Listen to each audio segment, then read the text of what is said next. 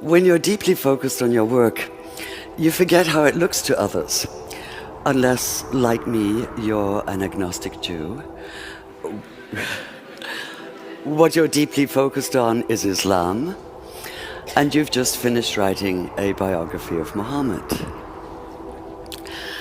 And your audience might be just a little bit nervous. To the question of how come I decided to write about Muhammad, my immediate answer is, how not? We're talking about one of the most influential figures of all time, a man who radically changed his world and is still changing ours. So how can so many of us know so little about him? How come just the idea of writing about him seems to be fraught with tension? Welcome to my territory, the vast and volatile arena in which politics and religion intersect. Consider the renewed atmosphere of distrust and bitterness this past summer, for instance, when a noxious little YouTube video caricaturing Muhammad sparked protests leading to dozens of deaths. There were any number of agendas involved here, none of them good. That of the small-minded bigots who made the video in the first place, small-minded bigots being a redundant phrase if ever there was one. Of the Saudi-financed TV station in Cairo that picked it up and made a big show of it, thus ensuring that while maybe 30 people had seen it before, now millions would. Of the once reputable news magazine, trying to revive its fading readership by implying that all Muslims worldwide were rioting in the streets, as opposed to a few hundred extremists and often just a few dozen. It's amazing what you can do by cropping a photograph. And the usual American Islamophobes, putting up crude us and them posters in the New York and DC subways. So many people jumping on the bandwagon.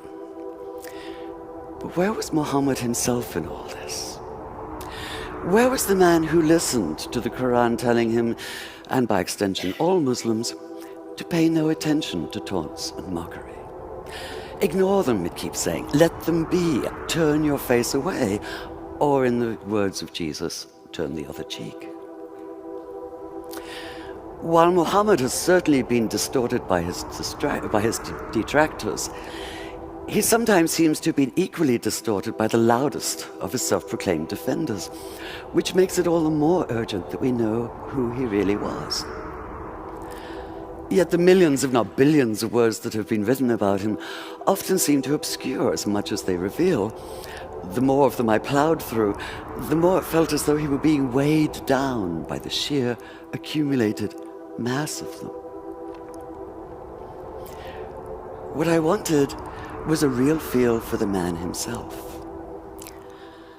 I wanted the vitality and complexity of a full life lived. I wanted, in short, to see Muhammad whole. And this meant steering clear of a virtual minefield of agendas, including piety and sentiment and stereotype and judgmentalism. So even as the hundreds of research volumes piled up on my floor, my most valuable research tool may have been this one-word reminder pinned beside my desk. Think.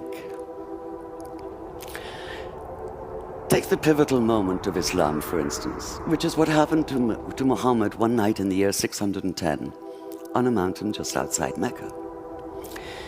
He'd gone up there, it seems, in the hope of perhaps a quiet moment of insight. The last thing he expected was the blinding weight of revelation. So what struck me in the earliest account we have of that night was not even so much what happened as what did not happen. Muhammad did not come floating off the mountain as though walking on air. He did not run down shouting hallelujah and bless the Lord. He did not radiate light and joy. There were no choirs of angels, no music of the spheres, no elation, no ecstasy, no golden aura surrounding him. Not even the whole of the Quran fully revealed, but only 5 brief verses. In short, he did none of the things that might make it easy to cry foul, to put down the whole account as an invention, a cover for something as mundane as personal ambition. Quite the opposite. In his own reported words, he was convinced at first that what had happened couldn't have been real. At best, he thought it had to have been a hallucination, his own mind working against him. At worst, possession, and he'd been seized by an evil jinn, a spirit out to deceive him, even crush the life out of him. In fact, his first instinct was to leap off the highest cliff and escape the terror of what he'd experienced by putting an end to all experience.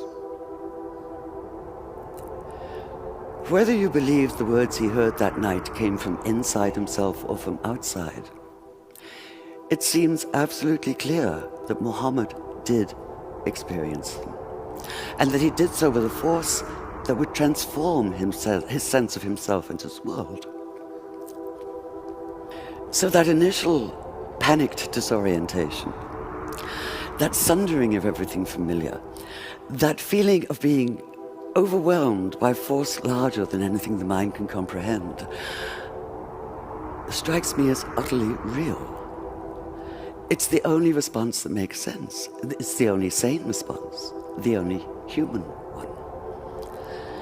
And this is what allowed me to begin to see Muhammad not as a symbol, and not even as a subject, but as a man, a complex human being, and to follow the extraordinary arc of his life from neglected orphan to acclaimed leader, from marginalized outsider to the ultimate insider, from powerlessness to power.